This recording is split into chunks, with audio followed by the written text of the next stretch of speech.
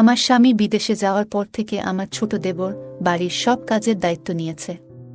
বাড়ির ছোটখাটো কাজ, যেমন মেশিন ঠিক করা, বিদ্যুতের কাজ, সবই ওর উপর। একদিন আমার সেলাই মেশিনে কাপড় আটকে গেল। নিজেই চেষ্টা করলাম ঠিক করতে, কিন্তু কিছুতেই ঠিক হচ্ছিল না। বেশ খানিকটা বিরক্ত হয়ে আমি আমার দেবরকে ডেকে নিলাম। সে এসে মেশিনটা দেখল, বলল, ভাবি, আপনার মেশিনে তো মরচে পড়েছে, পুরোটা খুলে আবার ঠিক করতে হবে। আমি প্রযুক্তির ব্যাপারে বিশেষ কিছু জানি না, তাই বললাম, যা করার তাড়াতাড়ি করো। আমার অনেক কাজ আছে, শুধু এটুকুই বললাম, যা করতে হবে করে নাও। সে কিছু সময়ের জন্য বাইরে চলে গেল, হয়তো কোনো সরঞ্জাম বা অন্য কিছু আনতে। কিছুক্ষণ পরে সে ফিরে এলো এবং বলল, চলুন ভাবি। তার মুখে সামান্য হাসি ছিল, কিন্তু তার চোখে একটা অদ্ভুত ঝিলিক দেখলাম, যা আমার ঠিক বোঝা গেল না। এই কথা শুনে আমি একটু বিভ্রান্ত হয়ে গেলাম, কারণ সে আমাকে তার ঘরে নিয়ে যেতে চাইল। আমি যখন তার ঘরে গেলাম তখন দেবর। আমার নাম পূজা, আমার বয়স 28 বছর। আমি দেখতে অনেক সুন্দর ছিলাম, গায়ের রং ছিল ফর্সা। আমার স্বামী বিদেশে যাওয়ার পর আমার দেবর সব সময় আমার সাথেই থাকত। দিন দিন তার ব্যবহার অনেকটা পরিবর্তন হতে থাকে। একদিন সে আমাকে এমন কিছু বলল, যা শুনে আমি তো অবাক হয়ে গেলাম। বন্ধুরা, আজকের গল্পটা অনেক বেশি স্পেশাল। আশা করছি তোমাদের ভালো লাগবে। গল্পগুলো ভালো লাগলে ভিডিওটি লাইক, শেয়ার এবং চ্যানেলটি সাবস্ক্রাইব করো প্লিজ। বিয়ের পর থেকেই সংসারের টানাপোড়েন ও প্রতিদিনের খরচের বোঝা ধীরে ধীরে আমার উপর পড়তে শুরু করল। বাড়ির অবস্থাও এমন ছিল না যে কোনো সাহায্য ছাড়া চলতে পারব। বাধ্য হয়ে একদিন নিজেকে বললাম, কিছু একটা করতে হবে। যদিও আমি পড়াশোনায় তেমন কিছু জানি না, কোথাও চাকরি পাওয়া সম্ভব ছিল না, তাই ভাবলাম মহল্লার মহিলাদের কাপড় সেলাই করা শুরু করব। পুরনো সেলাই মেশিনটা, যা বিয়েতে পাওয়া দান উপহার হিসেবে এক কোণায় পড়েছিল, তা পরিষ্কার করতে লাগলাম। এরপর পাড়ায় জানিয়ে দিলাম, যাদের কাপড় সেলাই করতে হবে তারা আমার সাথে যোগাযোগ করতে পারে। ধীরে ধীরে খবর ছড়াতে লাগলো, আর কিছু দিনের মধ্যেই বেশ কয়েকটি অর্ডার আসা শুরু হলো। পাড়ার মহিলারা তাদের সালোয়ার, ওড়না, ব্লাউজ সেলাই করাতে আমার কাছে আসতে লাগলো। কাজটা ভালোভাবে করতে শিখে গেলাম, আর এই সেলাইয়ের মাধ্যমেই সংসারের খরচ চালাতে শুরু করলাম। সেলাই করতে করতে প্রায় আমার বাড়িতে মহিলারা ভিড় করত। কারো মাপ নেওয়া, কারো ফিটিং ঠিক করা, কেউ আবার পুরনো কাপড় নতুন ফ্যাশনে সেলাই করাতে চাইত, আর কেউ কেউ শুধুই মন খুলে গল্প করতে আসত। ধীরে ধীরে এই সেলাইয়ের কাজের সঙ্গে তাদের সঙ্গেও এক ধরনের সম্পর্ক গড়ে উঠল। তারা আমাকে তাদের মনের কথা বলতো, সমস্যার কথা শেয়ার করত।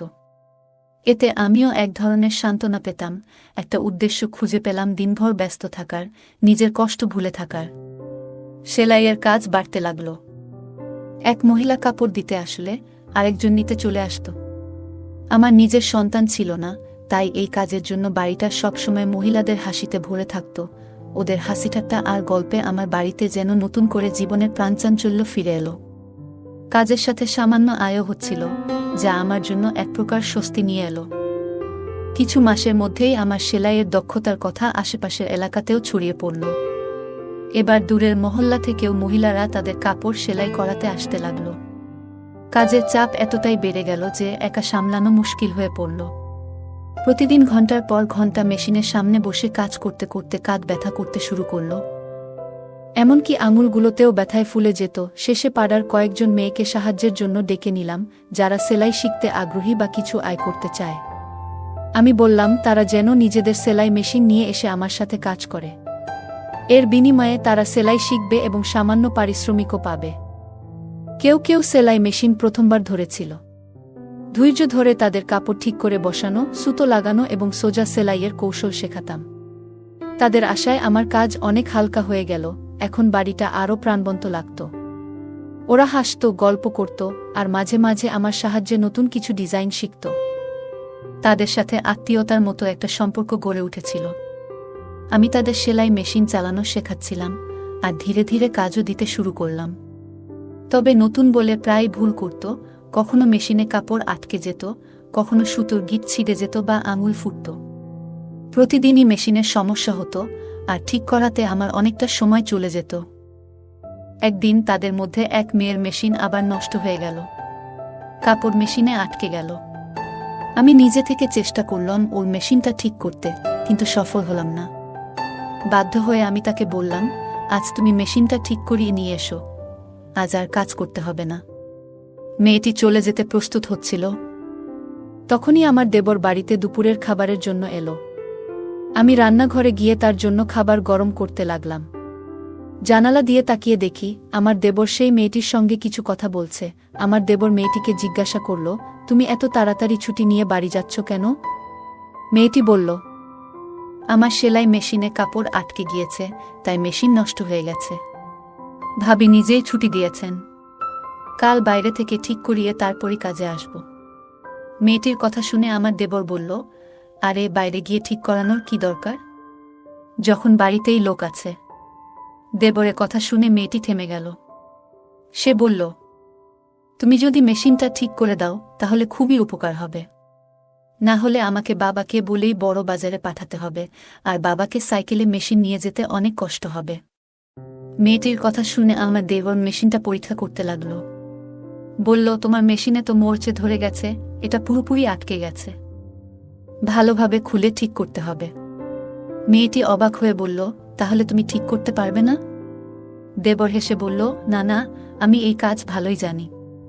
মেয়েটি খুশি হয়ে পাশে বসে পড়ল এবং বলল, আমার একটা সেলাইয়ের কাজ করতে হবে, তাড়াতাড়ি করে দাও প্লিজ। দেবর তখন বলল, মেশিনটা আমার ঘরে নিয়ে এসো, আমি ওখানেই ঠিক করব। মেয়েটি একটু দ্বিধায় পড়ে গেল। তখন দেবর বলল, আমার সব সরঞ্জাম ঘরেই আছে, তাই মেশিন ঠিকঠাক করার জন্য ওখানে নিয়ে যেতে হবে। দেবর বলল, আমি ঘরেই ঠিক করে দিচ্ছি। মেয়েটি মেশিন নিয়ে তার ঘরে গেল। আমি খাবার গরম করে বাইরে রাখলাম, কিন্তু অনেকক্ষণ কেটে গেলেও দেবর এবং সেই মেয়েটি ঘর থেকে বের হচ্ছিল না। দুজনেই তরুণ, তাই চিন্তায় পড়ে গেলাম। কিছুক্ষণ অপেক্ষা করলাম, কারণ দেবর এর উপর সন্দেহ করতে চাইনি। তবু দীর্ঘ সময় পর ধৈর্য হারিয়ে অবশেষে দেবর এর ঘরের দিকে যাওয়ার সিদ্ধান্ত নিলাম। ঠিক তখনই মেয়েটি সেলাই মেশিন নিয়ে বাইরে বেরিয়ে এসে বলল, ভাবি, মেশিন ঠিক হয়ে গেছে। ওর কথা শুনে আমারও স্বস্তি হল এবং আমরা নিজেদের কাজে ফিরে গেলাম। কিন্তু আমি মনে মনে ভাবছিলাম, দেবর এতক্ষণ ঘরে কি করছিল। কিছুক্ষণ পরে দেবরও ঘর থেকে বেরিয়ে এসে বিছানায় বসে খাবার খেতে লাগল। পাশের বাড়ির বিয়ের জন্য প্রচুর কাপড় সেলাইয়ের অর্ডার পেয়েছিলাম, আর সময় খুব কম ছিল বলে কিছুটা দুশ্চিন্তায় ছিলাম। কিন্তু দেবর দ্রুত মেজেটির মেশিন ঠিক করে দেওয়ায় কাজ সহজ হয়ে গেল। খাওয়া শেষ করে দেবর মজা করে বলল, যার মেশিন নষ্ট হবে আমি আছি। আমি হেসে উঠলাম। এই সেলাই কাজ থেকে এখন বেশ ভালো আয় হচ্ছিল, তাই মনও বেশ ভালো ছিল। বিয়ের 9 বছর কেটে গেছে, আর স্বামী বিয়ের কিছুদিন পরই বিদেশে কাজের জন্য চলে গিয়েছিল। প্রায় 3 বছর ধরে সে দুবাইতে আছে। 6 মাস বা বছরে একবার ফিরত, ছুটি পেলেই স্বামী বাড়িতে আসত, সপ্তাহখানেক থেকে আবার দুবাই ফিরে যেত। বাড়িতে শ্বশুর শাশুড়ি আর এক দেবর ছিল। শ্বশুর শাশুড়ি ছিলেন বয়স্ক এবং প্রায় অসুস্থ থাকতেন, দিনের বেশিরভাগ সময় নিজেদের ঘরেই থাকতেন। দেবর খুবই ভালো ছেলে ছিল, বয়স মাত্র 20 হলেও সে নিজেই একটি দোকান খুলেছিল যেখানে মেশিন মেরামতের কাজ করত। আমি ওকে বলতাম, তুমি এখনো ছোট, পড়াশোনা করাটাই দরকার, কিন্তু সে বলতো, ভাবি, সংসার তো চলাতে হবে, কতদিন আর সব দায়িত্ব ভাইজের উপর ফেলে রাখা যাবে? ভাই বিদেশে আছে, বাড়িটাও ভাড়ার, মা বাবা অসুস্থ, তাই আমাকে কাজ করতেই হবে। সাধারণত দেবর দিনের বেশিরভাগ সময় দোকানেই থাকত, তবে মাঝে মধ্যে বাড়িতেও আসত, আর আমি নিশ্চিন্তে থাকতাম। দেবর বাড়িতে এলেই এখানে ওখানে ছোটখাটো কাজগুলো করে দিত। আমার সাথে বসে অনেক গল্প করত। মেয়েরা যেসব মেশিন নিয়ে আসত তা প্রায়ই নষ্ট হয়ে যেত, আর আমি দেবরকে বললেই সে দ্রুত ঠিক করে দিত। একদিন আমি সেলাই করছিলাম, আবারও সেই মেয়েটির মেশিন নষ্ট হয়ে গেল। এতে আমার রাগ উঠে গেল। বললাম, তুমি এত বড় হলে, কতদিন ধরে তোমার সেলাই শেখাচ্ছি, অথচ এখনো কিছুই শিখতে পারনি। আমার রাগ দেখে মেয়েটি কেঁদে ফেলল। আমি ওকে বললাম, তোমার মেশিন নিয়ে যাও এবং বাড়ি যাও। কিন্তু ঠিক সেই সময় আমার দেবর বাড়িতে এলো, আর মেয়েটিকে কাঁদতে দেখে বলল, ভাবি, ও কাঁদছে কেন? দেবর আশেপাশের সব মেয়েদের চিনত, তাই ওদের ব্যাপারে খোঁজ খবর নিত। আমি বিরক্ত হয়ে বললাম, এই মেয়েটি আমাকে খুবই বিরক্ত করছে, মনে হচ্ছে ওকে কাজ থেকে বাদ দিয়ে দিই, ইচ্ছে করেই মেশিন নষ্ট করে ফেলে। আমার কথা শুনে দেবর হেসে ফেলল। আমি রাগের মধ্যে ছিলাম, তাই ওকে একটু বকাও দিলাম। দেবর বলল, ভাবি, এর কোনো দোষ নেই, আজকালকার মেশিনগুলোই এমন সহজে খারাপ হয়ে যায়। পুরনো দিনের মেশিন কিনলে তার অনেক বছর পর্যন্ত কোনো সমস্যা হতো না। এখন তো সবকিছুই লোকাল মানের। দেবরের কথা শুনে আমি ওর দিকে তাকালাম। সে তখন পকেট থেকে মোবাইল বের করে বলল, ভাবি, দাদার কল এসেছে, আপনি কথা বলবেন? আপনার রাগও মিটে যাবে। স্বামীর কথা শুনে আমি হেসে ফেললাম। দেবর খুবই দুষ্ট ছিল, মাঝে মাঝেই আমাকে মজা করত। আসলে কয়েকদিন ধরে আমার স্বামীর সাথে কথাই হয়নি। হয়তো কাজের জন্য ব্যস্ত ছিল। প্রায় প্রতিদিনই দেবরকে বলতাম, দাদার সাথে একটা কল লাগিয়ে দাও, কিন্তু সে প্রতিবারই বলতো, ভাবি, আজ মোবাইলে টাকা নেই, কাল কথা বলিয়ে দেব। তবে বেশ কিছুদিন পার হয়ে গেলেও সে কলটা করে দেয়নি। হয়তো সত্যিই ওর মোবাইলে টাকা ছিল না। কিন্তু আজ দেবর আমাকে মোবাইলটা ধরিয়ে দিতেই সবকিছু ভুলে গেলাম। মোবাইল হাতে নিয়ে নিজের ঘরে গিয়ে স্বামীর সঙ্গে কথা বলতে শুরু করলাম। বহুদিন ধরেই কথা হচ্ছিল না, তাই অনেক প্রয়োজনীয় কথা বলার ছিল। প্রায় 15 মিনিট পর কথা শেষ করে যখন কল কাটতে যাচ্ছিলাম, তখন স্বামী বললেন, মা বাবার সাথেও একটু কথা বলিয়ে দাও। আমি মোবাইলটি নিয়ে শ্বশুর শাশুড়ির ঘরে গিয়ে আমার স্বামীর সঙ্গে কথা বলালাম। তারা বেশ খুশি হলেন। সেখান থেকে বেরিয়ে এসে দেখলাম দেবর বাইরে নেই। এক মেয়ে বলল, ও এখনও তানিয়ার মেশিন ঠিক করছে, আর ওর ঘরের দিকে ইশারা করল। আমি কিছুটা অবাক হলাম, কারণ এতক্ষণ ধরে ওরা ঘরের ভেতরেই ছিল। ঠিক তখন মনে পড়ল, আমি এখনও দেবর এর জন্য খাবার গরম করিনি। নিজের মাথায় হাত ঠেকালাম। স্বামীর সঙ্গে কথা বলার ফাঁকে দেবর এর খাবার দেওয়ার কথাই ভুলে গিয়েছিলাম। দেবর যখন বাইরে এলো, তখন আমি বললাম, তুমি বসো, আমি তোমার জন্য খাবার গরম করে আনি। কিন্তু দেবর বলল, না ভাবি, আমার পেট ভরে গেছে, আজ খাবো না। হেসে সে বাইরে চলে গেল, আর আমি একটু অবাক হয়ে মেশিনের পাশে বসে ভাবতে লাগলাম, আসলে ও কোথায় গিয়ে পেট ভরালো। সেদিন আমি কাজের মাঝে হঠাৎ এক পাশে দেখলাম আমার তানিয়া কিছু মেয়ের সাথে ধীরে ধীরে কথা বলছে।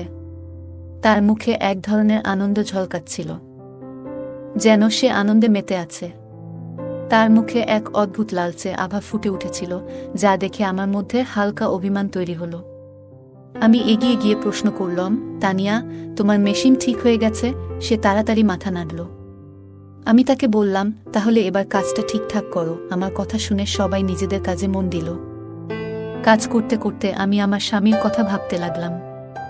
বহুদিন ধরে আমি চাইছিলাম সে যেন কিছুদিন বাড়িতে থাকে। আমার মন খুব চেয়েছিল তাকে বাড়িতে দেখতে, কিন্তু সে বলতো, যদি বাড়িতে আসি তাহলে বেশ কিছু খরচ হবে, তাই কিছুদিন না আসাই ভালো। আমি জানতাম সে আমাদের ভবিষ্যতের জন্য প্রতিটি টাকার হিসাব করছে, যাতে আমাদের ভবিষ্যৎ আরও ভালো হয়। কিন্তু তবু তার দূরত্ব আমাকে কষ্ট দিচ্ছিল। মনে মনে ভাবতাম, সে যদি প্রতিদিন বাড়ি ফিরত, আমার সাথে থাকত, তাহলে কেমন হতো। আমি চাইতাম সে বাড়ি ফিরুক, হয়তো কম আয় হবে, কিন্তু সে পাশে থাকলে সবকিছু সহজ হতো। তাই আমি চুপচাপ সেলাইয়ের কাজে মন দিতাম। সেলাই করার মাধ্যমে কিছু আয় করতে পারছিলাম, যা ঘরের খরচের কিছুটা সাপেক্ষে সহায়ক হতো। আমি যা উপার্জন করতাম তা শাশুড়ির হাতে তুলে দিতাম, এতে সবার মুখে হাসি ফুটে উঠত, আর আমার সময়টাও ভালো কেটে যেত। সেলাইয়ের কাজে নিয়োজিত মেয়েদের মেশিনগুলো প্রায়শই নষ্ট হয়ে যাচ্ছিল। অনেকবার বুঝিয়ে বলেছিলাম, মেশিনগুলো ঠিকভাবে চালানো শিখতে হবে, কিন্তু প্রতিদিনই কারো না কারো মেশিনে কোনো না কোনো সমস্যা দেখা দিত। ভাবছিলাম, যদি মেশিন ঠিক করার কাজটাও শিখতে পারতাম তাহলে কেমন হতো। কিন্তু আমি তেমন শিক্ষিত নই, তাই এ ধরনের কাজ শেখার সাহস পাইনি। এই মেশিনগুলো আগে আমার শাশুড়ি চালাতেন, তিনি আমাদের সংসারের খরচ মেটানোর জন্যই সেলাই করতেন।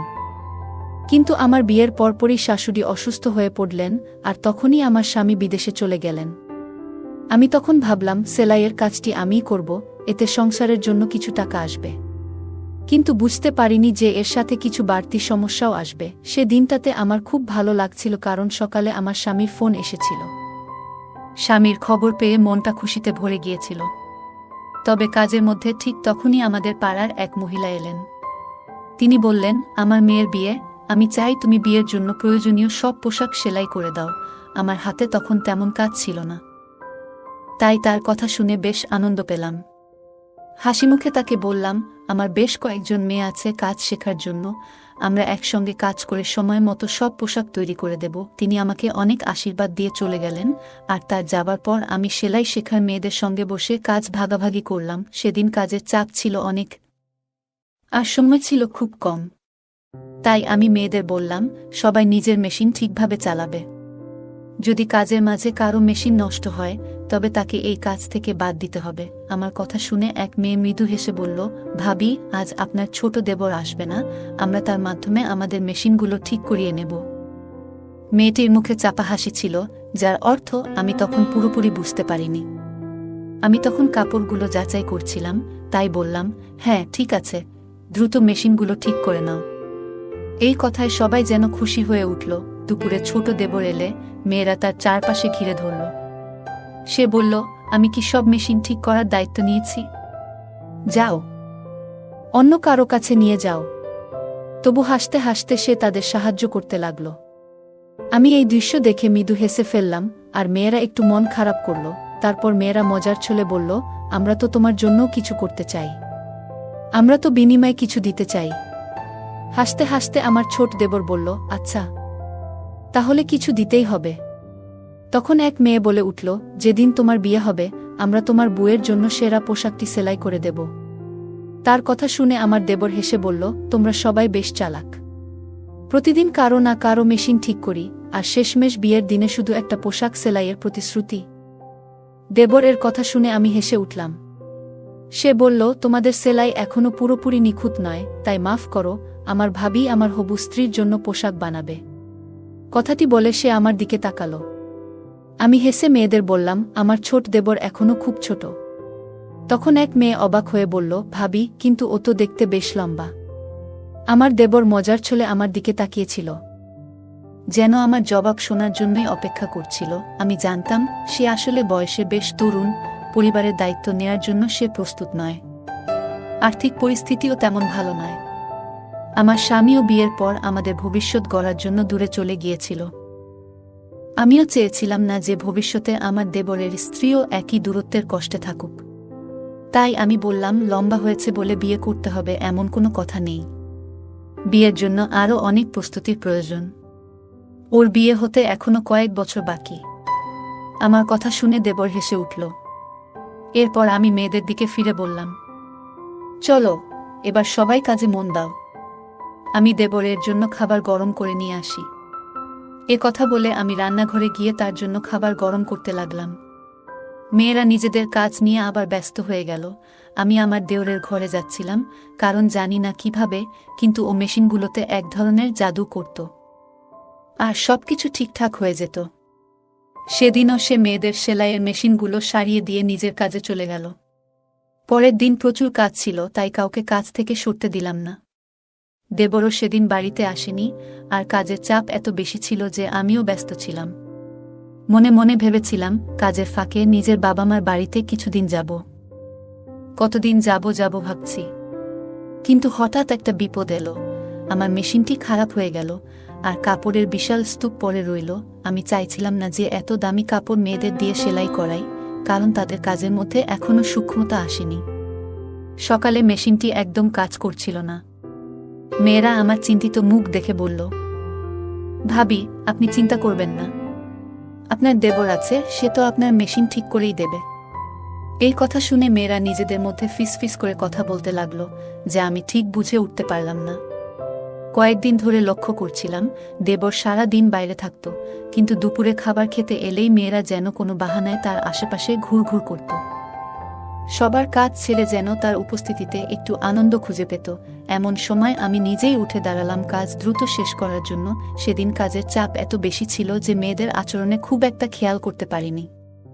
কিন্তু যখন থেকে আমার দেবর মেয়েদের মেশিনগুলো ঠিক করে দিতে শুরু করল, তখন থেকে তারা প্রায় প্রতিদিন কাজ শেষে কিছু না কিছু খাবার নিয়ে আসতে লাগলো। শুরুতে ভাবতাম ওরা হয়তো আমার জন্যই এসব নিয়ে আসে, কিন্তু পরে বুঝতে পারলাম এসব খাবার আসলে আমার দেবর এর জন্যই আনা হচ্ছিল। বিষয়টা বুঝতে পেরে আমি ওদের একটু বকাও দিলাম। বললাম, আমার মেশিন খারাপ হয়েছে, অথচ তোমরা সবাই বসে আছো কেন? আমার কথা শুনে তারা চুপচাপ নিজেদের কাজে ফিরে গেল, আর আমি অপেক্ষা করতে লাগলাম দেবর কখন বাড়ি ফিরে আসবে। দুপুরেই তার বাড়ি ফেরার কথা, কিন্তু তখন পর্যন্ত ধৈর্য ধরে অপেক্ষা করতে লাগলাম। আমার কাছে কোনো মোবাইল ছিল না, আর আমি মোবাইল চালাতেও জানতাম না। তাই ফাঁকা সময়টা কাটানোর জন্য রান্নাঘরে গিয়ে কিছু সবজি কেটে বসেছিলাম। তখনই শুনতে পেলাম তানিয়া মৃদুস্বরে আরেক মেয়েকে বলছে, ভাবির বদলে যদি আমার মেশিনটাই আজ নষ্ট হতো। কথাটা শুনে আরেক মেয়ে চুপিসারে হাসি চেপে ফেলল, আর আমি তানিয়ার দিকে অবাক হয়ে তাকিয়ে রইলাম। ওর চোখে এক ধরনের আকাঙ্ক্ষা ছিল। হঠাৎ মনে পড়ল তানিয়ার মেশিনই প্রথম নষ্ট হয়েছিল, আর সেই কারণেই আমার দেবর তার মেশিন ঠিক করার জন্য নিজের ঘরে নিয়ে গিয়েছিল। এই পুরো ব্যাপারটা আমাকে একটু চিন্তায় ফেলে দিয়েছিল। দুপুরের দিকে আমার দেবর বাড়ি এলো। আমি তার জন্য অপেক্ষা করছিলাম। সে বাড়িতে পা রাখতেই আমি বললাম, আজ আমার সেলাই মেশিনটা নষ্ট হয়ে গেছে, তাড়াতাড়ি এটা ঠিক করে দাও। আমি মেশিনের দিকে ইশারা করলাম, আর সে একবার আমার দিকে তাকিয়ে মেশিনের কাছে গেল। আমি বললাম, আগে ঠিকঠাক কাজ করছিল, কিন্তু আজ সকালে দেখি কাপড় আটকে যাচ্ছে। দেবর মেশিনটা চালিয়ে দেখে বলল, ভাবি, আপনার মেশিনে তো মরচে ধরেছে, পুরোটা খুলে আবার ঠিক করতে হবে। আমি প্রযুক্তির ব্যাপারে বিশেষ কিছু জানি না, তাই বললাম, যা করার তাড়াতাড়ি করো। আমার হাতে অনেক কাজ জমে আছে, দেরি হলে আর সেই পাড়ার মহিলা কাজ নিয়ে আসবেন না। আমার কথা শুনে দেবর আশ্বস্ত করে বলল, ভাবি, আপনি চিন্তা করবেন না, আমি আছি তো, আমি ঠিক করে দিচ্ছি। এটা বলেই দেবর মেশিনের বিভিন্ন অংশ খুলতে শুরু করল। কিছুক্ষণ পর সে বলল, ভাবি, এভাবে ঠিক হবে না, মেশিনটা আমার ঘরে নিয়ে যেতে হবে।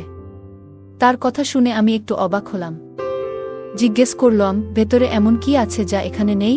আমার প্রশ্নে সে কিছুটা অপ্রস্তুত হয়ে বলল, ভাবি, আমার সমস্ত টুলস ভেতরেই রাখা, তাই মেশিন সেখানে নিয়ে যাওয়া ছাড়া আর কোনো উপায় নেই। তখন আমি বললাম, আমি তোমার সমস্ত টুলস বাইরে নিয়ে আসি। কিন্তু সে বলল, ভাবি, সেগুলো খুব ভারী, আপনি একা তুলতে পারবেন না। মেশিন ঠিক করাতে চাইলে ঘরেই নিয়ে যেতে হবে। তার কথা শুনে আমি কিছুটা অস্বস্তি অনুভব করলাম, কারণ আজই আমার মেশিনটি ঠিক করানো দরকার ছিল। তারপর কোনো উপায় না দেখে মেশিনটি তার ঘরে নিয়ে যাওয়ার জন্য রাজি হলাম।